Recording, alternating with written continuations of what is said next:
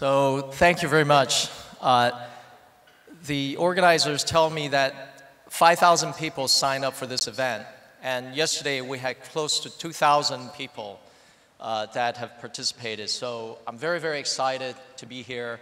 And I want to welcome everyone. So I first want to recognize Chief Secretary, Mr. Matthew Chung.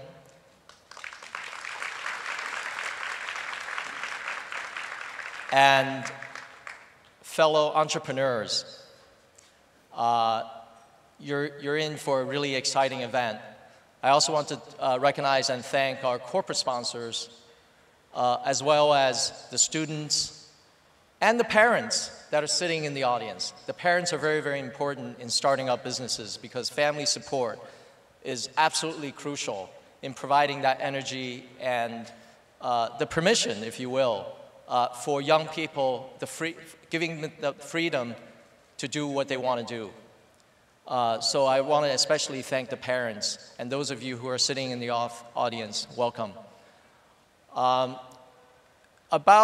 a little bit more than a year ago, we had our inaugural JUMPSTARTER event.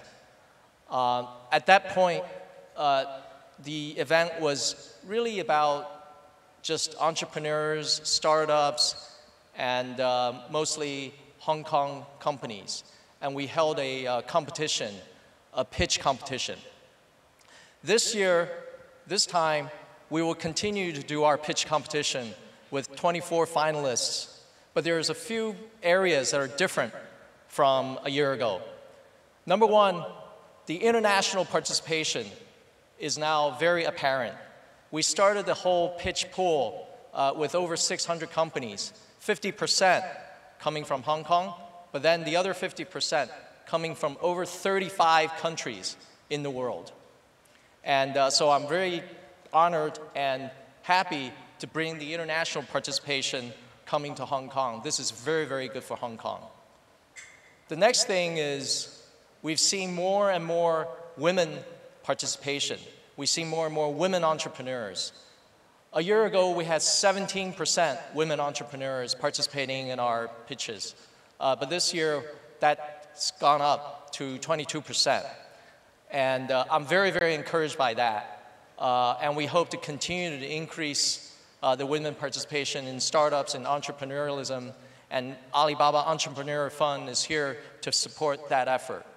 We also have young people. The youngest, or one of the youngest entrepreneurs is a 14-year-old student. Her name is Emma Yang. She's developed an application that helps people with Alzheimer's stay in touch with their loved ones, with their families. It's a very, very incredible cause, solving a very, very important problem. And I want to congratulate her. So these are the things that are different. But also, another thing that I've noticed walking into this hall is all the corporate participation in this. I see lots of suits, people wearing ties. But don't worry, if this is your first time, get comfortable.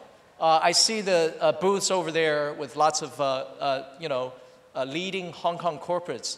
I'm very, very encouraged by the fact that Hong Kong corporates are getting involved in our ecosystem. This is exactly what we set out to do when we founded the Alibaba Hong Kong Entrepreneur Fund. We want broader participation. It's not just Alibaba doing everything. We want our corporate partners to bring in their resources. Doesn't necessarily mean money. It's resources of senior management, attention, and energy to support young people and support entrepreneurialism, both outside and maybe within their company. So I have one word of advice for our corporate partners.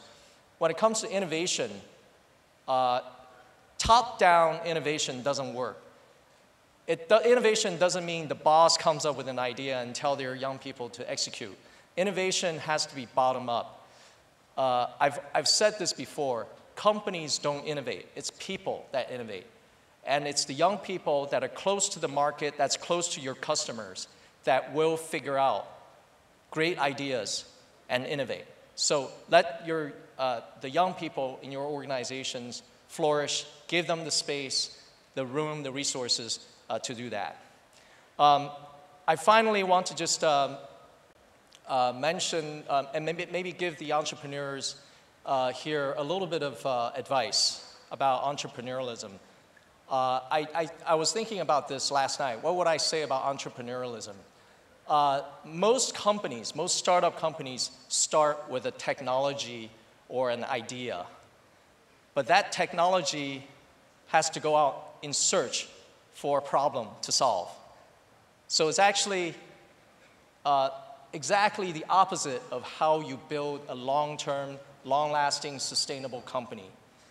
The great companies in the world try to find problems to solve, whether it's problems in business or problems in society.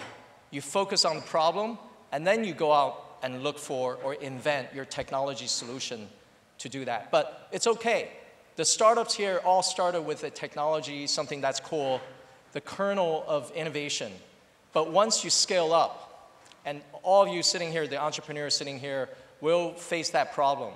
When you start to think about scaling the business, ask yourself, what is the problem I'm trying to solve? 20 years ago, when Alibaba was founded, we had a problem. The problem was we found small businesses, small export companies in China that had a problem reaching the rest of the world because the whole trading sector was dominated by state-owned enterprises. So we wanted to help the SME private enterprise and use the internet to level the playing field and allow them to reach overseas market around the world so that they can display their products and their information on the internet. It's a very, very simple idea, but the problem was a grand problem, and we solved that problem. So we created our mission. We created our company based on a mission to make it easy to do business anywhere. And today, that mission is still our mission. It's not a statement on the wall. It's not a slogan.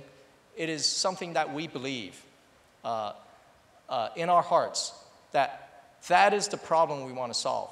Back then, to make it easy to do business meant that we try to solve problems for exporters, SMEs from China. But today, if you think about every business relationship, there's producers, there's consumers. Whether you're in farming or manufacturing or even entertainment, creating content, producers and consumers. How do you shorten the distance between both parties and making it easy for them to connect and do business together? That is our mission. And today, even though we have multiple businesses, we have probably 35 business units doing different things, that single mission flows through the entire company and makes us strong. So I think for the entrepreneurs in the audience, think about it. Think about if you don't have a very clear sense of what the mission is, think about what your mission is. What is the problem you're trying to solve?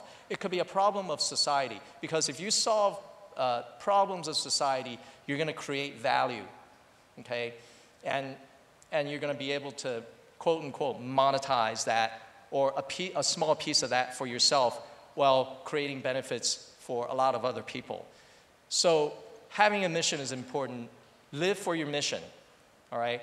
And then you can pursue a vision, a dream of what the company will look like, and always be guided by your values.